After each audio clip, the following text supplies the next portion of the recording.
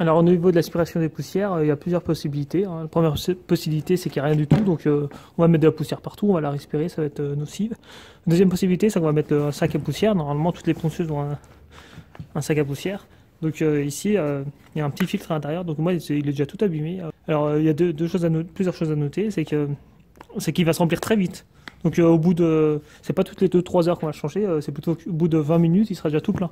Donc il faut éviter de le faire trop plein, et après, il va faire exploser le sac, il va plus retenir la poussière, on va tout encrasser. Et autre chose à savoir, c'est que c'est important d'enlever la poussière, c'est aussi pour la durée de vie de sa ponceuse. Que si la poussière rentre trop à l'intérieur du moteur, du système de charbon, tout va chauffer, et la durée de vie va être amoindrie. Donc c'est important déjà pour l'appareil et déjà pour votre santé. Parce que les poussières... Lorsqu'on va mettre de la lésure, il y aura des produits toxiques. Et on va les respirer, donc ça va être toxique. Donc, il faut également mettre un masque de protection. Ça, c'est spécial ponçage. On n'est pas obligé de mettre un masque à solvant ici. Le masque à solvant, c'est plutôt pour les lasures un peu toxiques, les produits forts, volatiles, aromatiques. Donc là, c'est un masque à ponçage. Donc vous veillez à le changer régulièrement. Là, il commence déjà à être sale.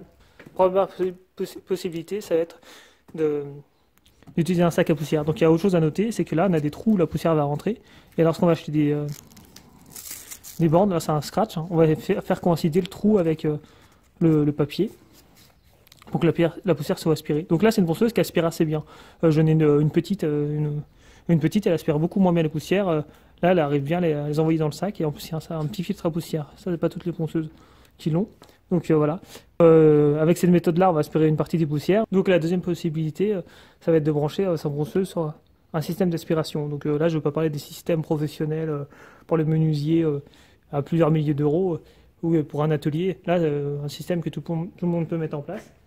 Donc généralement, pas tout le temps, on a des adaptateurs pour aspirateurs. Donc pour la plupart des tailles d'aspirateurs. Donc moi, sur cet aspirateur, j'arrivais pas à brancher directement, donc moi j'en ai un deuxième. On a un adaptateur avec différentes tailles. Alors moi il rentrait parfaitement, donc je l'ai forcé un peu parce qu'il rentrait pas. Moi j'avais pas envie de le couper parce que je me suis dit si un jour je change d'aspirateur, mais je pense que ça se coupe selon la taille de sa ponceuse.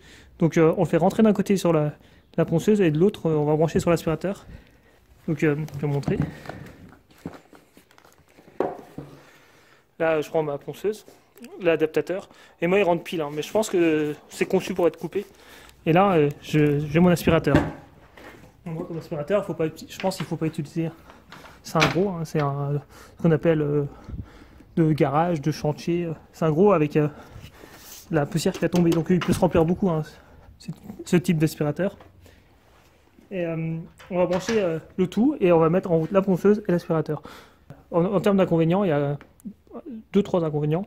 Déjà, ça va faire énormément de bruit, l'aspirateur plus la ponceuse. Deuxième inconvénient, c'est que ça va être moins pratique de bouger sa ponceuse. On aura du poids, si on bouge un peu partout, ça peut se débrancher, même si là ça tient bien quand même.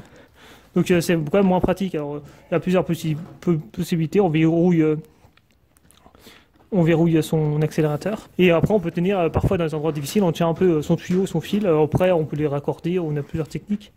Donc c'est un peu l'inconvénient sur un système comme ceci, c'est qu'il y a du poids et puis c'est moins pratique. Mais il y a quand même beaucoup d'avantages.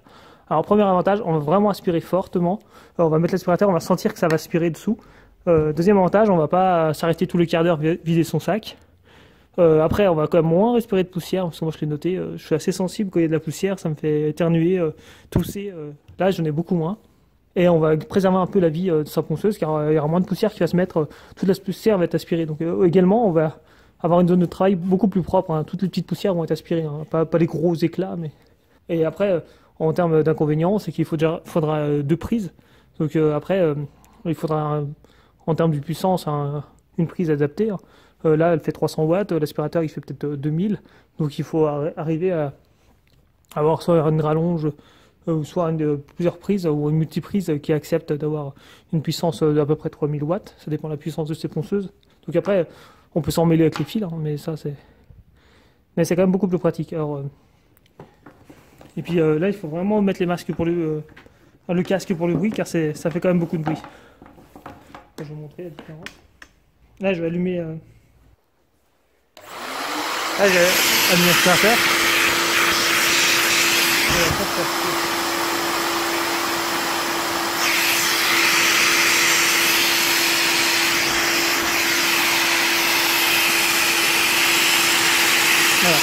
Et après, quand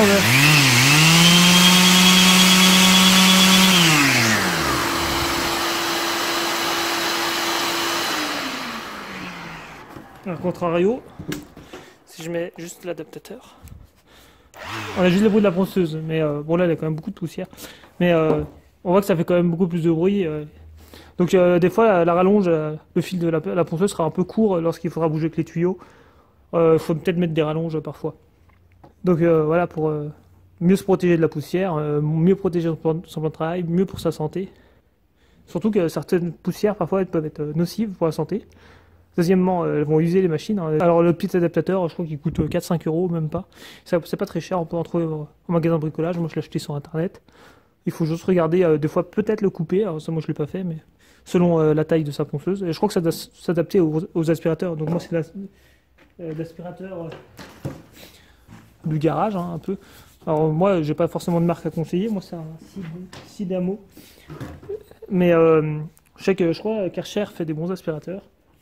Mais il faut éviter d'utiliser un petit aspirateur qui sert à nettoyer une cuisine ou une chambre, ou les moquettes, où il y a des petits sacs d'aspirateur et qu'au bout de 10 minutes il sera tout plein. Là ça va vous coûter trop cher en sac.